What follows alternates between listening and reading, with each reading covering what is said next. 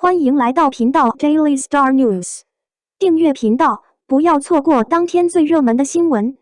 我们今天的时事通讯涵盖以下内容：王一博自曝怕跟赵丽颖打，太投入，休息时专心工作。当时王一博和赵丽颖合作的《有匪》史无前例。王一博虽然在几部作品中露面，但其实是为了帮助赵丽颖而传达出极大的压力。他非常细心和可靠。无论如何，在片场休息期间，他不会忘记专注于角色，并一遍又一遍地保留他的台词。有非改编自同名小说，故事的主线是男主谢云、女主周飞等青春传奇进入战场，在自我体验中不断成长的热血格斗故事。大部分改编自原著的电视剧都有自己的出作爱好者，在开始录制的时候也会引起粉丝的关注。不管传输开始多久，播放多少，对话多少都不会少。无论如何，正是由于这些担忧和假设，想象力群体的变异能力和艺人的工作展示能力受到了更多的考验。当他荒谬或者与第一个相差太多时，都会受到网友的谴责。看看这个节目的放映，你可以看出任务组对这个节目的期望有多大。男女主角都选了一流的艺人，无论是王一博还是赵丽颖，都拥有极高的人气和庞大的粉丝群。这些流量同样将为电视剧的流行奠定坚实的起点。从本质上讲，人们可能会说评估是有保证的。赵丽颖在媒体上待了这么多年，她凭借自己的演技和令人印象深刻的技巧建立了良好的地位。在很大程度上，她出演的电视剧基本上都是优秀的电视剧。更何况《有匪》是她怀胎后印象最深的电视剧，备受关注。不管怎样，《有匪》一开始就仓促录制了，被红牌送走，有很多考虑，但并没有得到太多的认可。网友纷纷表示，赵丽颖的瞌睡显然不符合工作要求。赵丽颖虽然弯腰的样子很好看，却给人一种软弱无力的感觉。刚开始的时候，赵丽颖竟然和冯绍峰成名了。大约在那个时候，他们俩一起发了官方声明，让网友们重新分类了这个词。这两个词至今仍在使用。两人结婚几个月后，他们立即生了一个孩子。这段时间，赵丽颖一直在家里怀胎，和小孩子打交道。在离开媒体1年多之后，她决定回归。当赵丽颖和冯绍峰爆出婚讯时，很多人都觉得自己突然失恋了。两人生下一个孩子后，他们以为他们的家庭关系已经安定下来。然而，出乎意料的是，他们决定在2年多的时间内分道扬镳。他们之所以决定分开，是因为工作过度忙碌，积累少，孤立多，关系模糊。但由于两人提供了一个孩子，他们选择作为同伴相处，共同抚养孩子。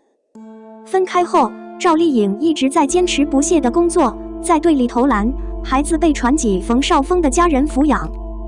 不过同样如此，赵丽颖也受到了很多人的审视，认为自己现在有这么多的财富，但她其实不会停下来带孩子去，关心带入现金，而不是一个体面的母亲。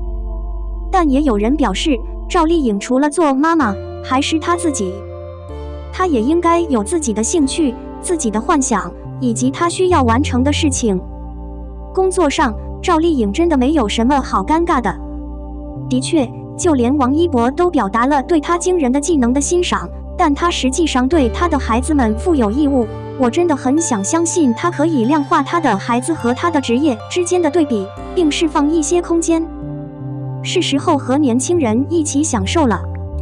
02，另一位黑粉赵丽颖道歉，称网络肯定不是限制自己言行的非法场所。前天有消息说有黑粉向肖战道歉，现在又有黑粉向赵丽颖道歉。感叹号！每个人都要为自己的言行负责，帮助赵丽颖维权。8日，人民法院立案公告，赵丽颖的黑粉在报上发表道歉声明，称我对自己的举动深感懊悔，希望通过赵丽颖女士得到原谅。我倾向于采取相应的行动。重罪义务，严格执行重罪判决。每个人都需要为自己的言行负责。不要以为躲在屏幕后面，互联网达人就可以做自己想做的事，说的不能收回，所以要克制好自己的言行，把互联网传递给自然土地，做一个遵纪守法的优秀公民。通常有些人认为在互联网上用数字 ID 说话是不负责任的，但法规会训练你成为一个人。因此，在浏览互联网时不要冒险，每个人都需要为自己的言行负责。互联网不是国门之外，这真的不再是一句空话。支持银保维权，希望该规定能够震慑所有网络暴徒，让社区环境更加清晰。你我还要秉持真实的宗旨，实现文明上网。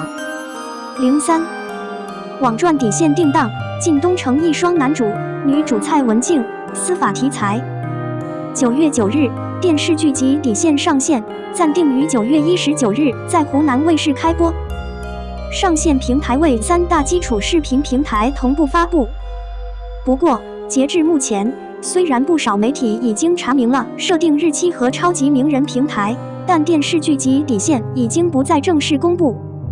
因此，这个时代继续处于互联网曝光阶段。电视剧《底线》有靳东和程毅2位男主，蔡文静为女主，王秀珠为女配角。该剧讲述了法院的故事。截至目前，该剧集的布置内容明显受限，预告片内容现已不再发布。不过，该剧的故事定义已经放出，你或许可以一睹豹子的风采。兴城区人民法院审判长方圆、靳东市和荣州市中级人民法院刑事一庭副庭长宋宇飞、王秀珠是市长的徒弟。兴城区人民法院副院长魏民民。这3个弟子将他们的孩子和血统献给了中国的司法动机。而现在，方圆的徒弟兼重案助理周以安由程毅饰演，简直就是一个忍无可忍的人选。昔日的师徒机构，如今分散到专属的试炼岗位，并保持着大放异彩。最高法院研究室的年轻女干部叶欣由蔡文静饰演的意外下降，为兴城法院带来了额外的调整。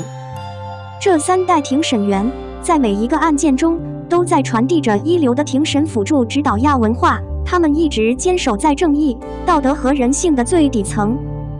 这部电视剧集以底线的故事定义为基础，讲述了法庭案卷组工作人员的故事，讲述了法庭案卷的故事。在超越司法的戏剧作品中，大部分的证词都是从律师的态度中得到指导的。这一次底线从我国法庭书记员的态度开启了讲故事的模式。在这种模式下，许多法庭案件还可能具有额外的社会规范普及价值。当然，从法庭工作人员的态度上作证，也面临着一定数量的创新问题。介绍中最大的问题就是，在这种态度下，根本不可能形成反派主角。几部比较轻松的电视剧，主人公各有千秋，战斗分明，对抗二元竞争，介绍也特别轻松。抗日题材、禁毒题材、骗子研究题材等，都是本次二元竞争的创新模式。在这种模式下，塑造反派有很多创新的地方。相反，在底线中，主人公都是法庭上的工作人员，这些人物都想成为一流的，构成了我国司法的优越精神。甚至有人说，在一定程度上，那些主角想要拥有更高的道德体系。从反映我国司法从业人员到来的态度来看，创建这样的介绍至关重要。然而，就引进政策本身而言，这种完整一流的男人或女人的创造并非一帆风顺。而且，电视剧创作当中，要保持主角们的全员正派，就需要在很多小配角当中无限地找反派角色或者丑角。这也面对创作上的难题，同时面对观众追剧审美上的难题。观众们可能会追问，怎么剧作当中出现了那么多的小配角是反派或者丑角呢？而如果剧作不设定反派和丑角，而采取误会式的创作，也可行。但是，误会式往往是晚会小品的创作方式，这个模板则更不容易走通。基于此，我认为电视剧底线是非常考验编剧智慧的，在保持全员正派角色的同时，如何让这些角色活起来，是需要很高的创作技术含量的。电视剧《底线》的编剧是夫妻档，分别是费慧君和李晓亮。谈判官、周末父母和二胎时代等电视剧作品都是出自这组夫妻档编剧之手。值得注意的是，这些电视剧虽然观众评分一般，但都是热播剧。电视剧《底线》的导演是刘国同，《刘墉追案》便是这位导演执导的。我个人非常喜欢《刘墉追案》这部电视剧，但是不知道为何该剧获得的观众评分只有5.4分。可能是观众们对于李保田呈现的刘墉更为认可，先入为主了吧。至少在《刘墉追案》当中，刘国同导演呈现出来的指导水平是毋庸置疑的。这一次在《底线》当中，刘国同导演应该可以正式来证明自己的指导水平了。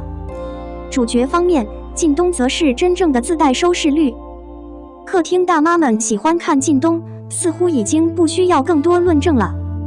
而程毅和蔡文静等青年演员方面，则可以带动更多的青年观众追剧。在演员配置上，这部电视剧兼顾了正向价值和商业价值，质量观感还是较为不错的。文马庆云。